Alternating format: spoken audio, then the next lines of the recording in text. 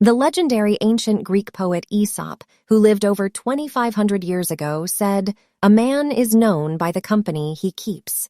His words are no less relevant today, and a 2007 scientific study confirmed it. Scientists have found that if one of your friends has a negative habit, such as overeating, then you, with a 45% probability, will also join this action. But if you have more than one friend with same bad habit, probability become much higher. That is why the great first president of the United States, George Washington, said, "It is better to be alone than in bad company." And many successful people of today hold a similar opinion and advise to choose friends carefully. Today in the video, you will learn how not to be negatively influenced by the people around you, who and how stops you from achieving great goals, and what science says about all this. Humans are social creatures, and one way or another, we build relationships with people throughout our lives. According to Apple founder Steve Jobs, our environment influences us much more than genetics. Psychologists and personal growth coaches also talk about this. But you yourself have probably noticed how you changed when you got into a new environment, how involuntarily adopted some hobbies or features of people around you. This phenomenon was explained by Italian neuroscientist Giacomo Rizzolatti in his book Mirroring Brains: How We Understand Others. The scientist conducted brain research in which he proved the phenomenon that our brain memorizes and reproduces the actions of others. For example, if you see someone waving his hand, your brain mentally starts to do the same, even though your body is not moving. This amazing phenomenon shows how important the events and people we watch are, because our brain lives these actions as its own. It was later discovered that our brains not only perceive actions, but also live the emotions of another person. Remember when you were interested in the movie, as if to live the events of the main character on the screen, feeling his pain or joy. The same happens with people around us. We are filled with their emotions. Scientists called this amazing phenomenon emotional contagion, having determined that emotions spread at the same speed as viruses. So if you meet a person with a negative mood, you are likely to be infected with a negative charge and carry this state further. But it's not just about emotions. As the 2007 study mentioned at the beginning of the video showed, you have a 45% chance of acting the same way as your friend. But even more surprisingly, you have a 25% chance of adopting the negative habit of your friend's friend, even though you may not even know him or her. The study was conducted on the topic of overeating, but scientists have decided that it is characteristic of absolutely any sphere of thought and action. So, for example, smoking or political views are transmitted in the same way and with the same probability of 45% from one friend. But if at once 4 out of 5 people in your environment have some position or are engaged in some activity, you are very likely to behave in the same way. In addition to bad habits, good actions are also transmitted, but sometimes have a smaller scope and speed of spread.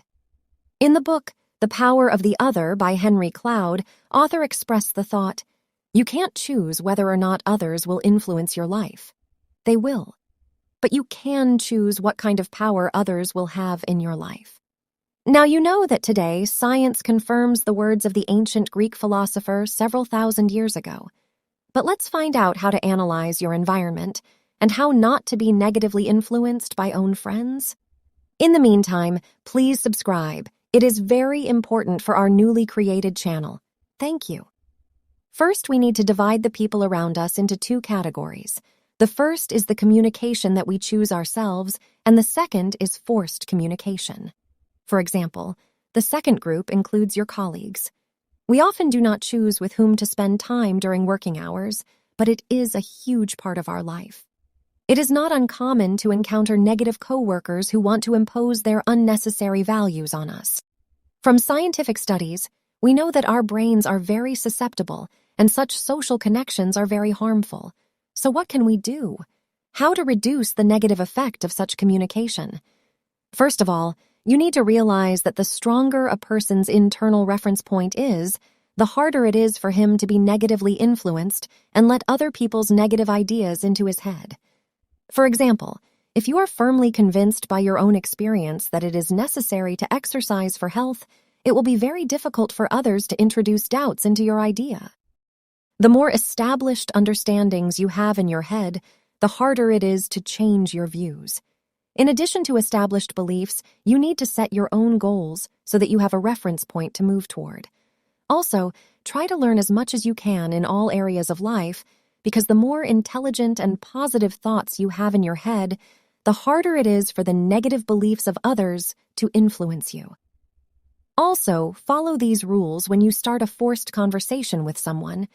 Try to talk about neutral or positive topics so as not to be subjected to a negative information virus. If the interlocutor tells you something, do not get involved in the story. Choose the position of an observer. Do not express emotions. Try to interact with negative colleagues as little as possible. Spend more time alone. Now let's talk about the people with whom we communicate by choice, those we call friends.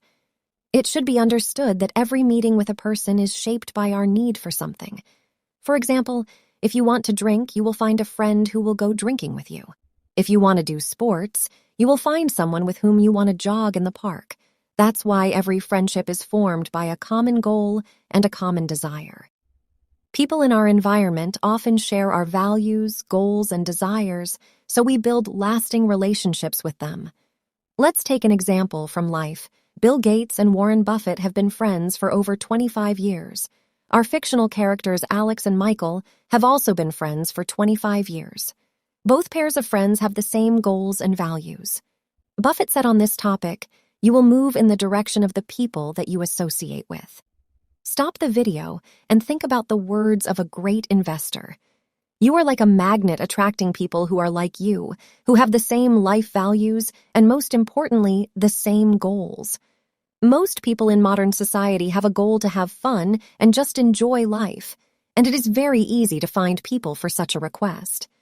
But to find like-minded people who want to develop, earn, and create projects is much more difficult. So, first of all, you need to change your own values and goals. Understand the main thing, that the goal is the center of attraction of people. What is your purpose in life? So are the people around you. But what is a close friend? Very often, a person says, "I have a large company of close friends," but in a difficult moment will be completely alone. Aesop said, "Adversity tests the sincerity of friends." And this is an eternal truth. As practice shows, a person who has a lot of close friends, in fact, do not have a single real friend who will support him in a difficult moment. We tend to consider people with whom we have fun to spend time as our close friends, but often it is no more than just drinking buddies, most of whom are happy to you only in fun moments. Statistics show that the average person makes 21-30 acquaintances in 20 years of conscious life. This is an incredibly large number of people, but among this mass, less than 5 become real friends, ready to come to the rescue in any situation. For productive communication, a person is enough one friend with similar interests. I think it is better to build friendships like Buffett and Gates and grow together in all areas than to have a bunch of friends with whom you merrily burn through life. Think about it. Maybe your social circle is too wide and there are a lot of unnecessary people in there. Do we recommend that you stop talking to all your friends? No. Each case is different and you have to figure out your own environment. But you should know exactly why very often friends stooping our development. How does it happen? There is the crab bucket theory, otherwise known as the crab mentality.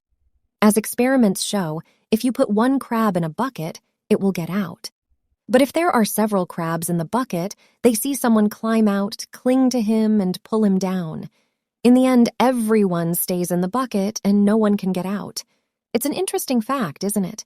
It has gained popularity in human behavioral psychology because it very characteristically reflects modern groups of society. So various observations of experts have shown that people tend to resist positive changes in their friends because of their selfish goals. For example, if in a company of 3 friends, one decides to open a business, it is likely that the other 2 will dissuade him. Their goal is not to hurt themselves because if the friend succeeds, they will feel like losers. Very often, this is the reason why friends discourage you from doing self-development or other useful things. Sometimes you should still choose solitude, give up the negative circle, and get out of the bucket on your own, like the crab does. Great people like to spend a lot of time alone in silence. We talked about this in a past video about silence. Be sure to watch it later. At some points in life, it's better to make a choice for your future and spend more time alone, leaving your friends with only a small amount of time. By starting to spend more time alone, you can devote it to improving your work or self-development. The result of this choice will make you very happy in the near future. If the video was helpful, please give it a like. Thank you for watching. Good luck!